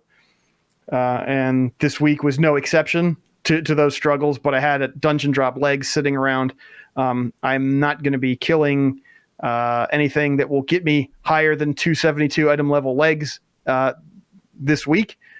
So I went and took my 262 legs or whatever they were, transformed them into set items legs at the catalyst, and then went to the Valor Upgrader NPC and then upgraded that tier item to 272. So that was really cool. Worked exactly as expected. The thing retained its upgrade path, and I was able to upgrade it as a set item. And yeah, very, very cool. Feels nice to be able to have, like, this is sort of that deterministic thing that I was complaining about the lack of. It's not exactly like a vendor where you exchange currency for an item of your choice, but if you have an equivalent item, then you can transform it into, the item that comes from the set of your choice. So that's I think it's a great addition to the game. It's not a balm for what's wrong with loot and the reward system overall, but it's a big step in the right direction. I think it's going to be really fun to have this in the game for season 3 and presumably 4, and to be able to really, customize and set up your characters the way you want to. So, yeah. Well, it also lets you sort of help out your team in a certain way, because of how the tier system works right now, you can't trade a tier piece until you have a tier piece. So if you're even in a situation where you're like, hey, I have this normal piece of tier and I don't really know what to use the creation catalyst on because there's nothing else that really looks good, but I could, turn a Mythic Plus piece into the same slot normal piece of tier and then upgrade it, which then makes it higher than Heroic.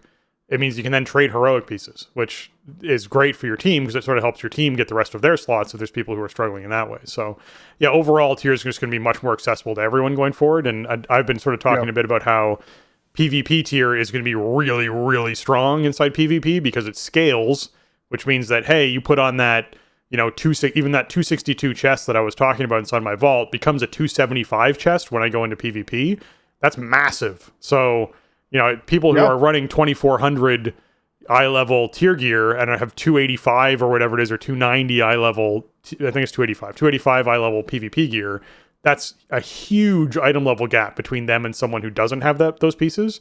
So we're going to see a very different meta sort of change again. We're sort of entering the melting pot to another degree when it comes to PvP with tier gear as well. So yeah, it's going to be a big thing. The other thing I'm going to include in the show notes is the post from Wowhead, because something the post from Wowhead has, in case you're curious, is what all of those different slots turn into gear-wise. At the bottom of the post on Wowhead, there's basically tabs that you can click through that show you like Death Knights, their gear, when you put in bracers, become these bracers. Paladins, when you put in bracers, they become those bracers. Like, it actually shows you exactly what the conversion is. So if you're trying to plan out what pieces you're hanging on to or which pieces you want to upgrade, you can do that to a certain degree as well. So once you have your tier pieces or have the pieces upgraded and you're looking at like cloaks and boots and whatnot, belts, you can actually figure out what's going to turn into what and what's worthwhile putting the time into creation catalysting, the charges into creation catalysting. Okay. Yeah, it's really cool that you can use it for every available slot, of armor, basically. Yeah. Because you can complete those transmog sets with it and stuff. At the moment, that might seem ridiculous that I'm even mentioning that, but at some point, your charges on your creation catalyst are going to become irrelevant. You're going to have them banked up and nothing better to use them on. So why not round out some Mog in a way that is, less obnoxious than hoping for random drops? That's a really cool benefit. Mog is forever. You can carry that Mog on as long as the game is going. One day, the items and the sets are going to be pointless, but collecting the Mog is really fun. So I like that. I think part of that, though, has created a little bit of confusion. I don't know how many times I've had to explain it to people in Guild or whatever, like how this thing works. Because if I have a cloak, can I turn that into set shoulders? And it's like, no. You turn it into a cloak. Yeah. That cloak is the cloak that drops from the raid. That cloak is the one that cosmetically matches the set for your class. Yeah. If you put a cloak in, you get a cloak out. It is this item that you get out, right? And so that, I think that has been confusing to people because you can put non-set bonus items in there, but they will not magically have a set bonus on them because you transformed them at the catalyst. It's just the traditional helm, shoulder, chest, legs, gloves, slots that will grant you the set bonus. And then you're chasing Mog at that point. And, just to reiterate, I mentioned my example, but yes, upgrade paths from Mythic Plus or from PvP are retained. That means that if you upgraded the piece, it stays at the item level that it's at. If you didn't upgrade it yet, it means it's still on that path so that you can continue to purchase upgrades for that piece. And any kind of tertiaries and sockets carry forward. So, you mentioned it earlier when you were talking about some of the gear that you had stashed. Like if you have speed, leech, indestructible, whatever, that will carry if you convert that piece, and it will become a set item with that tertiary. If you have a socketed piece, it will be a socketed item with that set bonus. So there's really just no downside. Like if you need your set item in that slot, there is no downside to taking a very cool item you have of high item level with cool bonuses and converting it, because it will still have those cool bonuses, but now it will also work with your set. And I don't know. Maybe there are some edge cases where like 4 set is not preferable, but I am not aware of them right now. I'm not an expert on every spec in the game, but I would imagine that broadly most players want to complete their 4 set bonus and achieve that power. So yeah, you're not gonna lose any cool bonuses you had from an item by transforming it at the catalyst, I guess is the point. Yeah. Yeah. And just overall, I like the system. I do wish that there was a ring. That's one thing. I know it doesn't fall into the transmog bubble. I just wish that there was, because the amount of times you get a ring from Mythic Plus or something that's just terrible, terrible secondary stats that nobody wants, and you're like, let me just stick this into the creation catalyst and turn it into a decent ring, would be kind of nice. That would be nice. But, yeah. I don't know. I can't think of what rings are on the raid table, but there's a lot in there. Yeah. You figure most classes really just have like 2 specs they want on their ring. So that means like at least more than half the rings that exist are not ideal because they don't have a good secondary split on them. So, rings are all over the place, and you tend to encounter a lot that you really want nothing to do with. Yeah. A ring that's not statted well is kind of unequipable, It is, right? yeah. With the way that stats work in the modern game. So yeah, that would be maybe for season 4, man. Who You knows? never know. Yeah. I mean, season 4 is going to be season of wackiness. So let's get really wacky. That would be awesome. If you want to give Jewel Crafters something that they can do that would be impressive and generate a lot of gold, give them the ability to re-roll secondary stats on rings, man. There's your thing for Jewel Crafters. Give them some way of you putting a ring into the non-tradable slot inside of a trade window and them clicking on it and it, re-rolling stats. That would be absolutely incredible for rings and jewelry in general. All right. As far as PvP goes, though, we have the Conquest cap increase, which I don't know why they didn't do this for Valor. It makes me very sad. But basically, starting this week, you can now earn 1,100 Conquest points per week, up from the 550 from previous weeks. Please make this change to Valor as well. I would like to see the Right. Valor cap doubled at this point. I have That was my so first much thought. Valor gear to upgrade. Yeah, I have a few pieces I would like to upgrade myself, and I'm a little tapped out right now after upgrading my legs this morning. Mhm. And now, when I saw this come through in a tweet, I think it was on the Warcraft Devs account or something last night. I was like, oh, sweet. And then I just kind of refreshed, expecting the Valor one Yep. to quickly follow, and it didn't. Yeah. I mean, obviously, the Valor cap is a little higher than where the Conquest cap was prior to this reset in terms of like just the number of it that you can earn. But yeah, I think it's I think you could probably get away with loosening that cap a little bit for Valor at this point as well without throwing the balance off, and then maybe in another month or two just get rid of it. But Yeah. I mean, PvPers, yeah, this is a very cool boon. You can get way more conquests, so you have way more options with how to spend it. Yeah, I mean, if you haven't been taking PvP options from your vault up at this point, because I haven't been, I still need to buy 2 pieces of gear and a weapon. I've been using my PvE weapons because I have a 278 main hand with a 272 offhand, and the offhand has verse on it, so it's not like it's a massive, gain to buy a weapon. But I've been tempted this week now that this is 1,100. I have 750 right now. They'll put me at 1,850. It's 1,800 to buy a staff, to then buy the staff this week. Just save up, buy the staff this week, have the weapon out of the way, and get those other pieces later on. But it means I'll be able to get both those other pieces next week, and then I'll basically just have all the Conquest gear I want. I'll be able to then start spending Conquest to just buy offset stuff. So if I want to do RBGs and I want to be Guardian to be a tank inside those things, I can buy up all my tank gear at that point then, right? So it's really debates, or if I wanted to do Feral and do Jungle inside of arenas, I could then buy up all the Feral gear and do that if I wanted to. So it's gives you some more options, I guess, at that point. But as a player who cares primarily about PvE, I need more Valor. There are so many pieces of gear I would upgrade to 272 right now if I could earn more Valor. Like, I at least have 3 pieces of gear that I could, like, today could upgrade and go into raid tonight and be stronger as a character if I had enough Valor to do it. So it's a little bit weird that they did one but not the other. Yeah, and I think at the outset of a season, I do think caps make a lot of sense. Not to be super controversial, but like I understand why you want to have caps early in a season, because you don't want people who get extremely lucky or just have, I guess, the combo of people who get extremely lucky with random chance drops and then have like unlimited time, or at least can flex their time in the face of peer pressure, right? To like sink into grinding the currency to upgrade it. Like, you want to rein that in. You want people to just play the game. You want people to be encouraged to play the game like within reasonable bounds and to stay within about the same power band when stuff is brand new. We're now far enough into the season where I think you can loosen that up, and people either need more Valor than they can acquire because they have been stashing a bunch of drops that they can't afford to upgrade all the way, or which the Creation Catalyst just adds to as an issue. Let me put in there. Yeah. You probably have way more potential for wanting 272s now. It's way more urgent than it was last week. I think it does make sense to include caps early in seasons, but to just loosen them, I don't know, every month or so, every 6 weeks, just up that cap a little bit until you just get rid of it. I mean, we saw them get rid of the Valor cap, last season, right? Just entirely, but that was pretty far in. Yeah.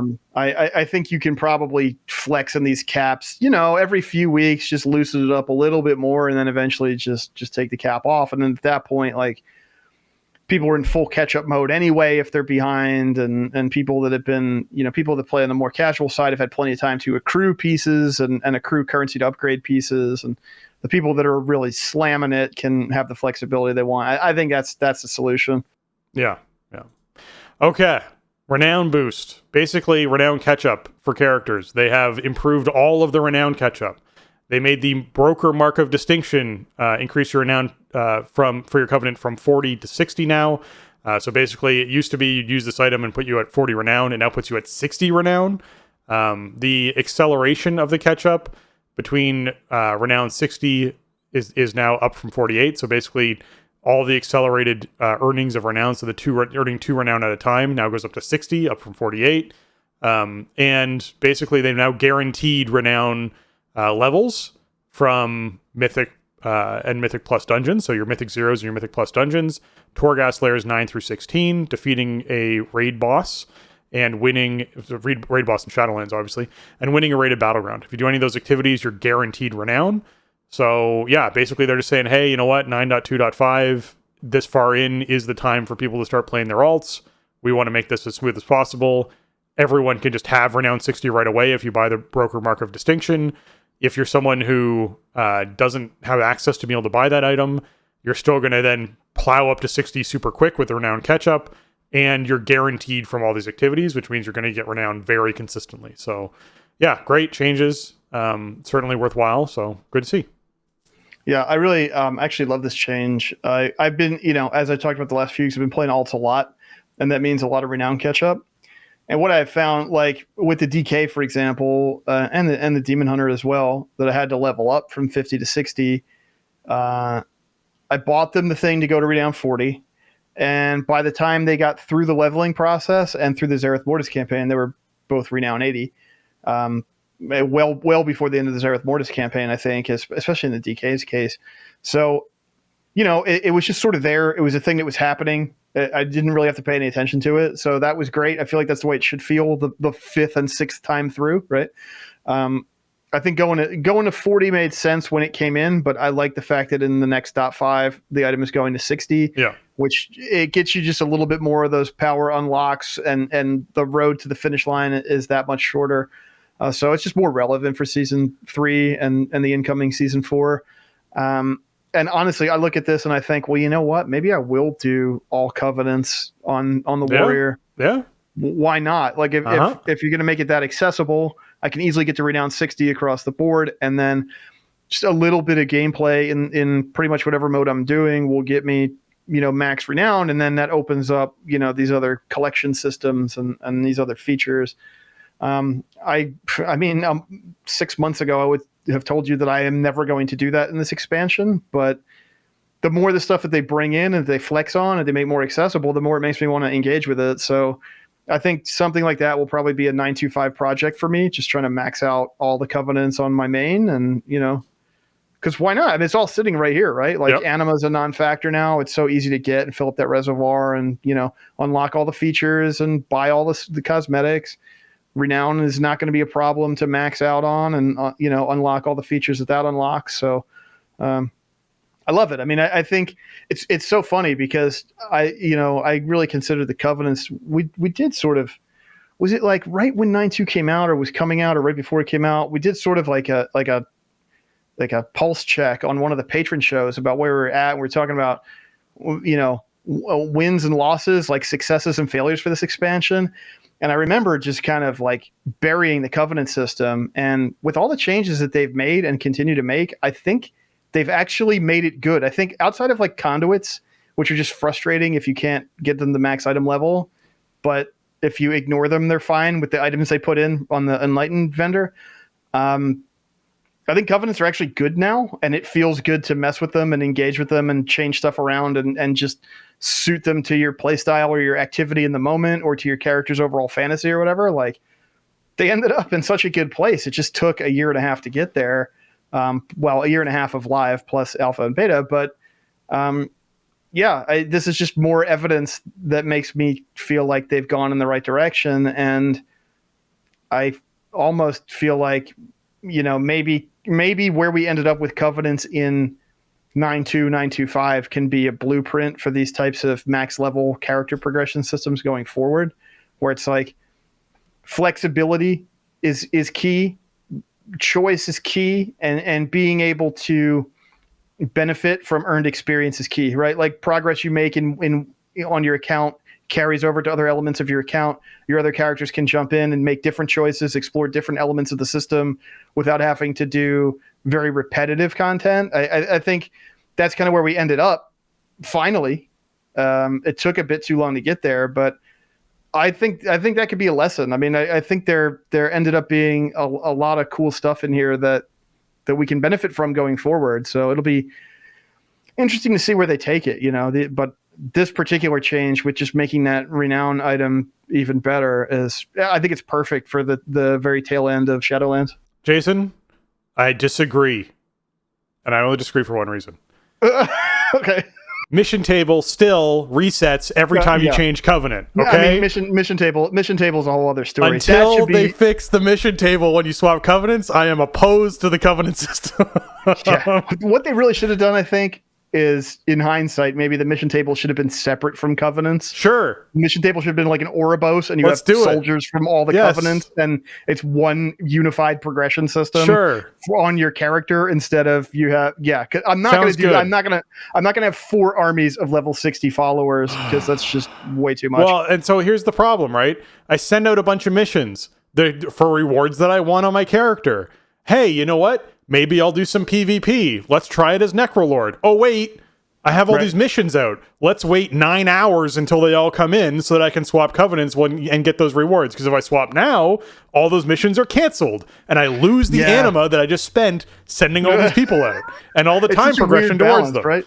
Yeah, because it's like you can't make the table rewards too good in that world because people could just swap and lose them. So the opportunity cost needs to be relatively low, which also means the rewards can't be that appealing. Which I don't know.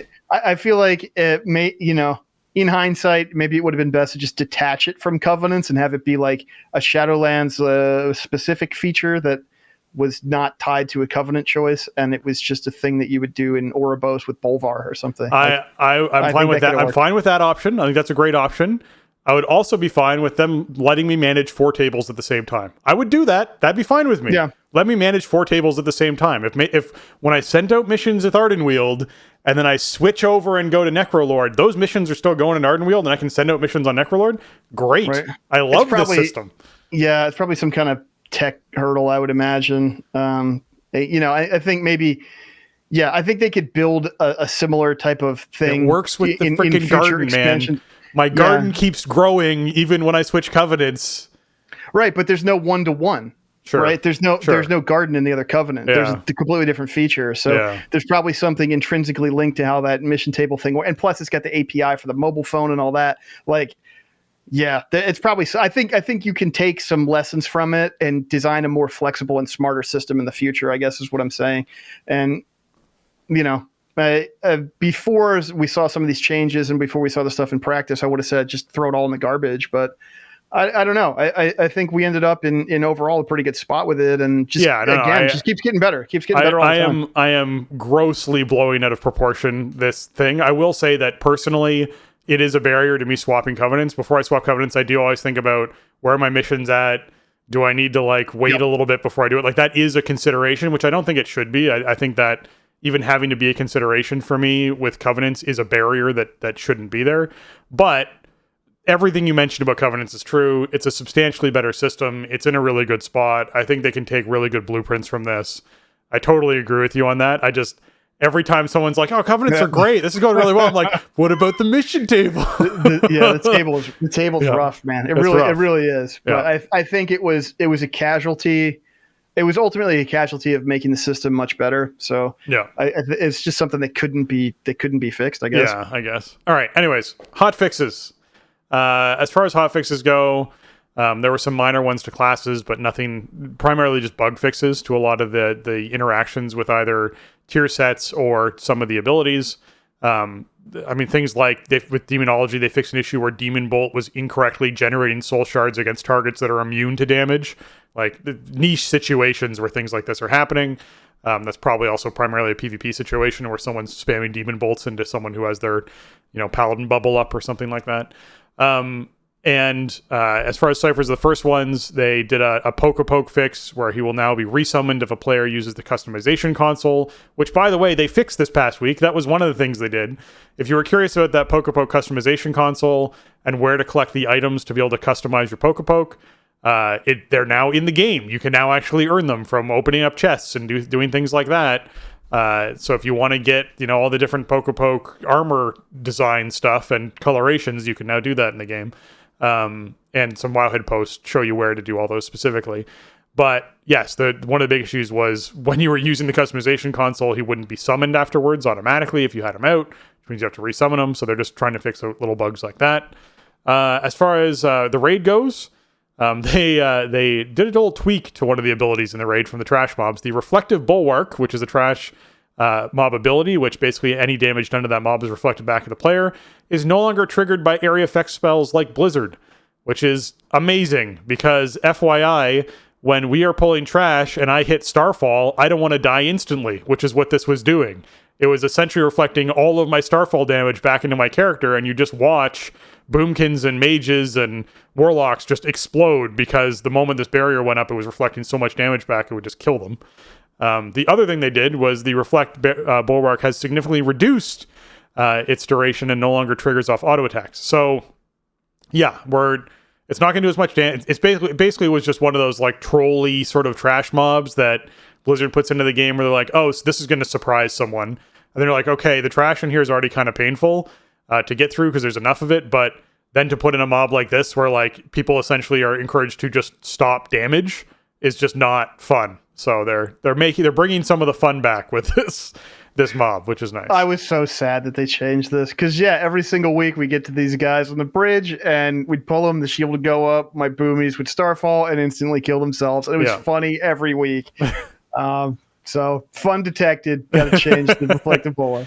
Overall this is better. It's funny to see there were actually a not insignificant amount of trash nerfs in Sepulchre this week, which is cool because I don't think the trash in there is particularly bad. Like it's a big raid and there's a lot of stuff to do, but I don't have kind of those dreaded trash packs as much in this place as many other modern raids. But yeah, they definitely they took the scalpel to a couple of these and really brought them in line so to smooth out the kind of the trash pacing, which I think is great. I mean, I'm not one of the people who says remove trash from raids. Trash has no purpose being in raids. We're just there to fight bosses. Just make it about bosses. I think you want some trash to make a raid feel alive, to make it feel tangible, to introduce pacing between bosses, and to maybe introduce boss mechanics or have some interesting challenges that you can sort of introduce, in between bosses. Also provide a vector for some small rewards. Like there's usually some currency on the mini boss type guys in raids these days, and that's nice to have. So I think trash is a vital part of making a raid feel like a place that your characters should be going into and overcoming the odds.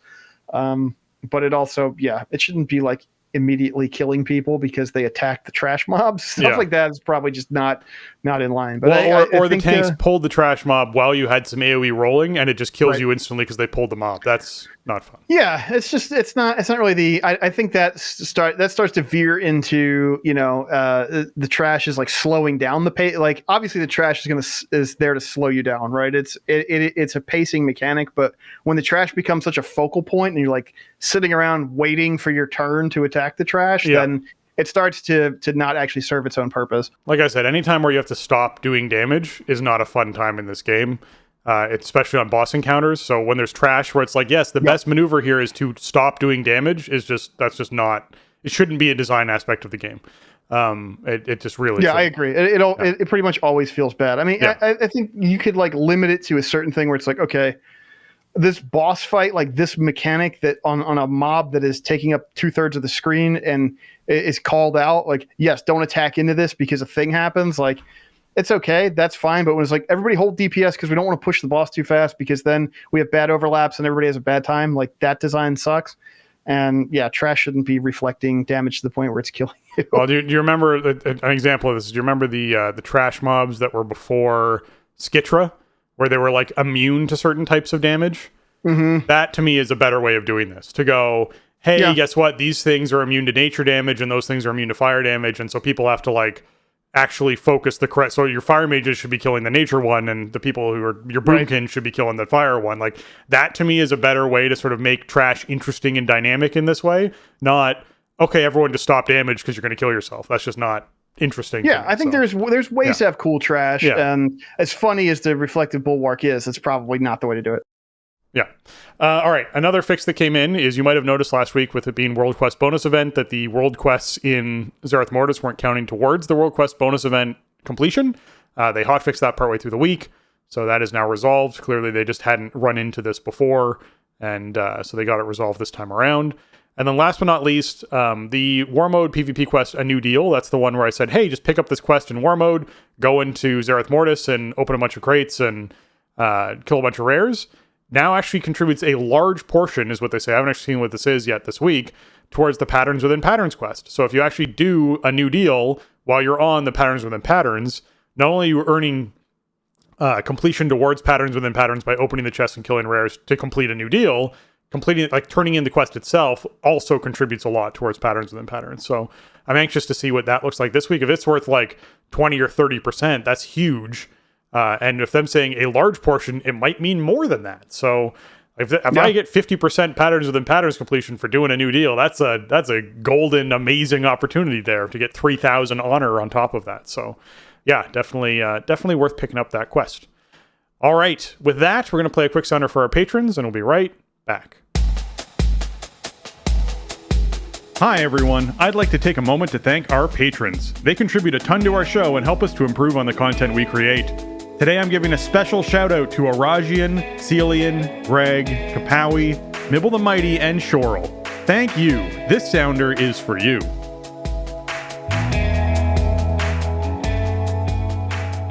That's right, we have a Patreon. It's over at patreon.com/thestartingzone if you want to check that out and support the show there. I actually need to record a new version of that sounder because we had a new donor pop in on that tier, so I'll be recording one of those soon. And a big thank you to our newest patron, Jason C. Thank you so much for hopping in and supporting the show. We really appreciate it. And obviously, we're going to have some patron events happening in April. We're still debating as to what all of that looks like, but one of the things that certainly came up a couple weeks ago when we talked about this WoW announcement, the expansion reveal, we talked about doing a live stream of that. And so that'll be next Tuesday, that's April 19th, at 12 p.m. Eastern time, so 9 a.m. Pacific. And we are still considering doing that. I know, like, Jason and I have to sort of work out, hey, we actually work during the day on Tuesdays, so we need to, like, make sure we can actually take time off work to do this. But it would be really fun if we could have some patrons join us on a live stream and watch the reveal together and talk about the reveal. So that's certainly something we are working towards contributing. Patrons, if you're interested in something like that, feel free to, send us some messages inside of the Discord and let us know if you're interested in participating. You're going to be around for something like that, because that would be a good time. Outside of that, it would be potentially the patron Q&A episode happening later in the month or early May, something like that, for talking about the expansion reveal if that doesn't work out that way. So we will see how all that pays off. But yeah, thank you very much to all of our patrons. It's awesome. You guys support the show and help us do what we do. Yeah, thanks a lot. And welcome aboard, Jason C. Glad to have you. And thanks, patrons, for all the support of the show over the years. And man, yeah, it's gonna be an exciting week. I mean, I'm expecting like a full BlizzCon level reveal for this new expansion. I expect it to be like any other expansion reveal they've done, where we have the full CGI intro and we have PowerPoint slide after PowerPoint slide of new features and content and changes and everything like that. I'm not expecting just like the title and the logo and see it when we see you.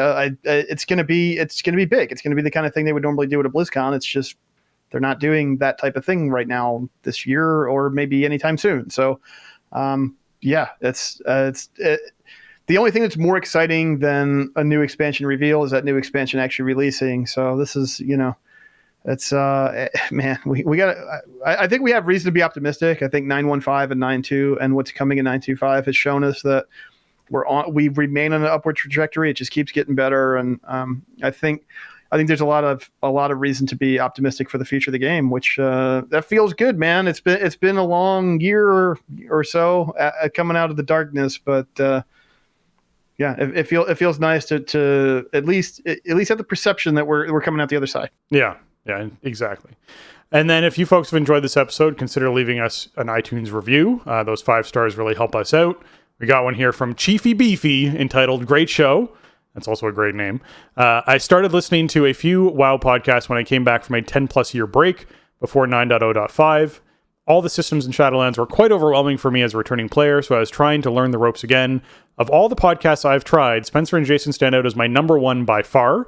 They explain every update and hotfix in detail, making it digestible and easier to understand. As mainly a tank player, I appreciate Jason's feedback from a tank's perspective every week. These guys give solid advice and are very professional with their show. One of my favorite parts of the show is when they go over what's happening that week. It's like a weekly weather forecast for the game, especially M+. The thing that impresses me most is how each week Spencer goes over the weekly world bosses, explaining what they drop and for what classes. Even though most people have done those bosses 20 times now, stuff like that is invaluable to returning players like myself. Keep up the great work. P.S. Anyone who complains about Jason's occasional negative outlook needs to spend more time tanking. They would understand why. Smiley face. Thank you, Chief Beefy. I can't disagree with that. Yeah. It's great to get reviews from listeners. Welcome back to the game. I mean, 10 plus years is a big break. So welcome back. Seriously, man. It's certainly back to a whole new world after that long, yeah. Yeah, and we're going into something super exciting, obviously, with the announcement happening next week. So that hype train is just sort of getting going. I think coming back at the tail end of an expansion is probably the best time to come back, because you can not only digest the whole storyline in its entirety for an expansion right away, which often is part of the problem, is you lose track of what happened 3 months ago in the story or 6 months ago in the story. So it's nice to be able to do that. All the systems, as Jason's sort of been talking about with Covenants on this episode, have sort of reached their peak potential and are getting tuned out to being really fun. And the catch-up mechanics are in a really great place. So overall, I think it's a great time to come back. And I'm glad you're enjoying the show and that you're finding us helpful. So yeah, this is awesome. Great. Yeah, I almost feel like I'm feeling like this current iteration of Shadowlands is almost like a soft relaunch. Shadowlands finally feels like, a complete product and something that is fun to play. And I'm invigorated in a way that is usually like a new expansion type of thing. So that, I almost wish that I hadn't played it up until now. Yeah, in a weird way, like if that makes sense, just because I feel like they finally ironed out so much of what I couldn't even put my finger on, was wrong for so long. So, it's a really good time to hop in and check stuff out and start catching up. And one thing that Chiefy Beefy did point out that I appreciate is, going over the world boss drops, the memories and stuff like that. Even though, we're on a year and a half of the 9.0 world bosses, because we do approach stuff like that like somebody is listening to the show for the first time, right? And we want to give you the full recap of what's in the game for you to do. So even if you get sick of us talking about what memories Nerdgash drops, because who cares? There are people that care, and there are people that want the info and that do benefit from it. So that's why we try to make it about as topical as possible when it comes to weekly reset stuff. And we obviously know that it can be tedious to weekly listeners and seasoned Shadowlands players, but I think it is also beneficial. I learned very early on doing the show that it's dangerous to assume that all WoW players are seasoned and grizzled and know everything they're supposed to be doing. And, pointing stuff like this out is not valuable to them, because there are still new players and we do still hear from them. And there are still returning players and we do hear from them. And there are people who are returning after very long absences, not people who cashed out after 8.2. We hear from people who haven't played since TBC, or in this case, Kata. And, the game we use a different vocabulary about the game than we did back then. I recorded with friend of the show Josh Corbett last night for his WoW podcast Countdown to Classic, and we were doing sort of like some Shadowlands post-mortem stuff and looking ahead to the April 19th announcements. And he was asking me about systems in the current game, and he admitted that he has no idea what any of them even are or what the words mean. And that's sort of how it goes, and I think that's accelerated over the years. It's just I think it is helpful to have a roadmap to this stuff, and that's one of the things we want to provide here. Yeah, definitely. And I remember even back when we first started doing Legion stuff, I was putting together like a breakdown of what all the short forms mean, like LOS, and people not knowing that means line of sight, which means putting some sort of barrier between you and a mob to make that mob have to either move to you, not be able to cast on you, or avoid an AoE ability that mob's doing. It's always something where not everyone has the lingo or understands the mechanic the way that, someone who plays the game every single day at a certain level might. So you need to be sure that we're keeping it fresh for everybody. If the weather doesn't change outside, it doesn't mean there shouldn't be a weather forecast. It's just that there should be one every day in case someone new tunes in and wants to know what's going on.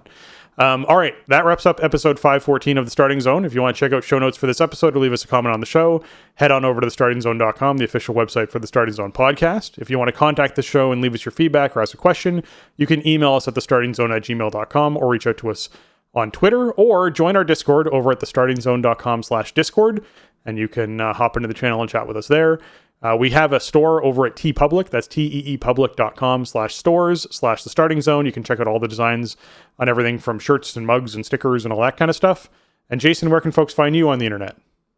The best place to find me is over on Twitter. You can find me over there at Shieldwald, always talking WoW and whatever else I'm getting into. So come over there and say hi.